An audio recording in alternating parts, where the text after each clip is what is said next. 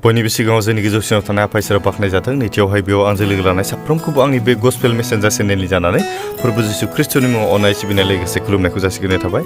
आसा खालामदों नोंथांमोना इसोरनि अननायाव साफ्रोमबो मोजाङैनो दङ। इसोरनि अननायाव आंबो दासान्दि मोजाङैनो दङ। गोबाव सम जाबायमोन आं भिडिअ लाबोनो हायाखैमोन माखासे उसुबिदा जाहोनफोर थानायनि थाखाय। अब्लाबो दिनै नोंथांमोनजों मोनसे बिसयखौ लानानै आङो बे भिडिअखौ लानानै फैनाय जादों। गिबियावनो आं नोंथांमोननि सिगाङाव निमाहा बिग्रोनो सानदों। आं गोबाव सम जाबायमोन नोंथांमोनजों मोनसे रादाय होनानै मोनसे भिडिअ आं खालामबाय दंमोन। मेथाइ रोजाबनाय बादायलायनाय आरो लोगोसे मोसानाय बादायलायनाय। जायफोर बादायारि बिथांमोना मेथाइ रोजाबनायाव देरहानो हागोन बिथांमोनखौ आं मोनसे अडिअ रोजाबनो थाखाय सुबिदा होनाय जागोन होननानै बुंनाय जादोंमोन। आरो जायफोर बे मोसानायाव देरहानो हागोन बिथांमोनखौ मोनसे मिउजिक भिडिअनि थाखाय सुबिदा होनाय जागोन होननानै बुंदोंमोन।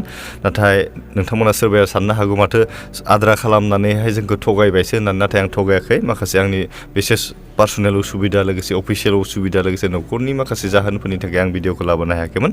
आंनि चेनेलावबो आं गोबां भिडिअ आपल'ड होनो हाखायाखै। आं होआखैबो हायाखै। अब्लाबो नोंथांमोनजों दिनैहाय आं बेखौनो फोरमायथिनो मोननानै खुसि मोनदोंदि गोजोननाय मोनदोंदि जायफोर फंबाय बिनानावमोना दिनैहाय सेकेन्ड राउन्डआव बादायलायदोंमोन बिथांमोनखौ आं फाइनाल राउन्डसिम डाइरेक्ट थोंजोङै हरनाय जाबाय।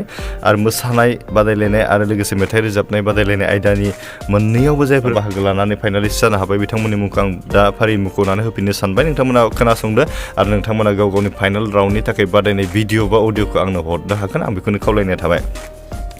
अब्ला आं मोसानायनि फाइनाल राउन्डआव मोनहैनो हानाय बादायारि बिथांमोनखौ आं बे समाव फोरमायथिना होनो सानदों। गिबियावनो दं जाहैबाय पिरामिड ब्रह्म नारायणपुर क'क्राझारनिफ्राय। बिनानावा मोसानायावहाय बाहागो लादोंमोन। बिनानावा फाइनाल राउन्डआव दिनैहाय मोननो हाबाय। आं बेखौ फोरमायनाय जाबाय।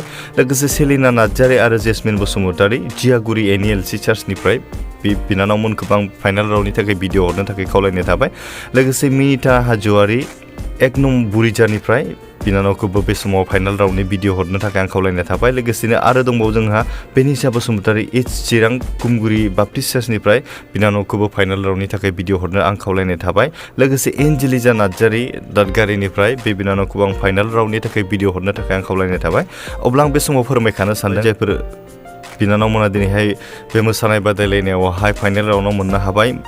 बिनानावमोना दोंसे सल'खौनो खननै मोसानानै मोननै भिडिअ लानानै हरनो थाखाय आं खावलायनाय जाबाय।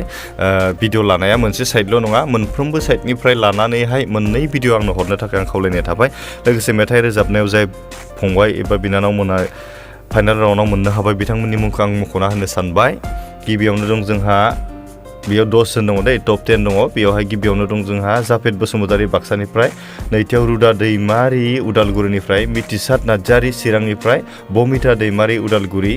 मिनति बसुमतारि धेमाजिनिफ्राय। प्रेमदा मुसाहारि उदालगुरिनिफ्राय। प्रेमजिता समफ्रामारि चिरांनिफ्राय। अनसाय वारि चिरांनिफ्राय। बर्नाली इस्लारि चिरांनिफ्राय। सान्दिराज मुसाहारि चिरांनिफ्राय। अब्ला बे बादायारि फंबाय बिनानावमोनखौ आं बे समाव खावलायबाय फाइनाल राउन्डनि थाखाय नोंथांमोननि एज योर चइस नोंथांमोना जेखौ गोसो बे मेथाइखौ आंनो रोजाबनानै हरनो थाखाय आं खावलायनाय थाबाय। अब्ला आं बे समावहाय मेथाइ रोजाबनाय बादायारि फंबाय बिनानावमोनखौ बे समाव खावलायनो सानदों नोंथांमोना जेबो एफेक्ट होआलासिनो आंनो बे अडिअखौ हरनो हागोन। हायोब्ला अडिअ एक्सट्रा हरोब्ला मोजां। आं नै बेवहाय आंनि स्टुडिअआवहाय आं नै बे कम्पिउटाराव मिक्सिं खालामनो हायो आरो नोंथांमोना जुदि मिक्स खालामखानानै हरोबा आंहा बेयाव उसुबिदा जायो। होमब्ला आं माखासे नोंथांमोननि बे भइसआवहाय एफेक्ट लागायनानै आं नोंथांमोननि भइसखौ आरोबाव साबसिनाव हामसिन खालामनानै आं फोसावनो हायो आरो।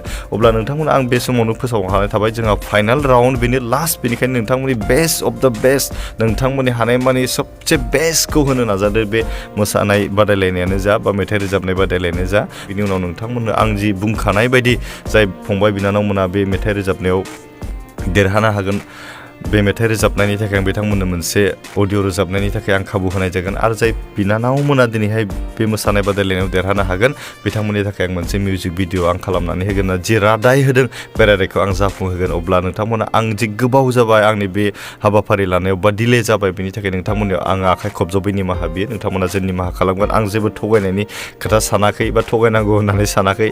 थगायनाय नङा बियो। माने आं माखासे उसुबिदायाव गोग्लैदों।